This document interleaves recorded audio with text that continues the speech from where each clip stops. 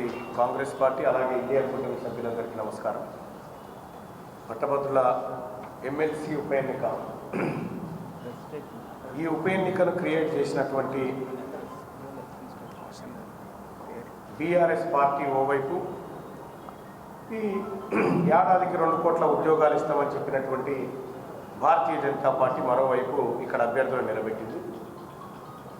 ఏ అర్హత లేకుండా అసలు పట్టభద్రుల ఓట్లు అడగడానికి రవ్వంత హక్కు లేనటువంటి పార్టీలు ఇవాళ మేము ప్రశ్నించే గొంతుకలని చెప్పి వాళ్ళిద్దరిని ఎవరో ఇద్దరిని గోలిస్తూ ఉన్నారు. వాస్తవానికి సోదరులారా, ఈ ఎన్నికల్లో ఏ ఎన్నికల్లో అయినా ప్రజలే పెద్దవాళ్ళు, ప్రజలే గొప్పవాళ్ళు, పట్టభద్రులే మేధావులే గొప్పవాళ్ళు. కాబట్టి వాళ్ళు మేధావితనంతో ఆలోచిస్తారు. కాబట్టి వాళ్ళ ప్రతినిధిగా ఎవరు ఉండాలనేది వారు నిర్ణయించుకుంటారు.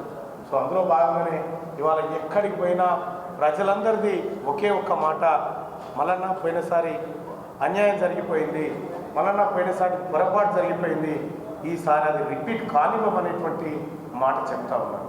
వాళ్ళందరూ కూడా పట్టభద్రులందరూ కూడా పేరు పేరున నమస్కారం తెలియజేస్తా ఉన్నారు. అలాగే హైదరాబాద్ నుంచి ఈ వరంగల్, నల్గొండ, ఖమ్మం పట్టభద్రుల ఎమ్మెల్సీ ఉప ఎన్నికను మానిటరింగ్ చేస్తున్నటువంటి కోఆర్డినేషన్ కమిటీకి అలాగే అందులోని సభ్యులందరికీ మరోసారి ధన్యవాదాలు తెలియజేసుకుంటూ, ఈ రాబోతున్నటువంటి 27 తారీఖు రోజు ఉప ఎన్నిక ఉంది.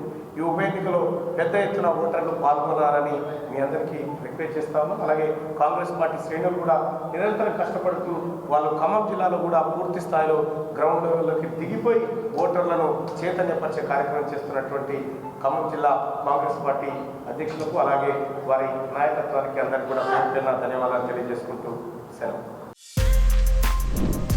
For more videos like this, subscribe Big TV channel.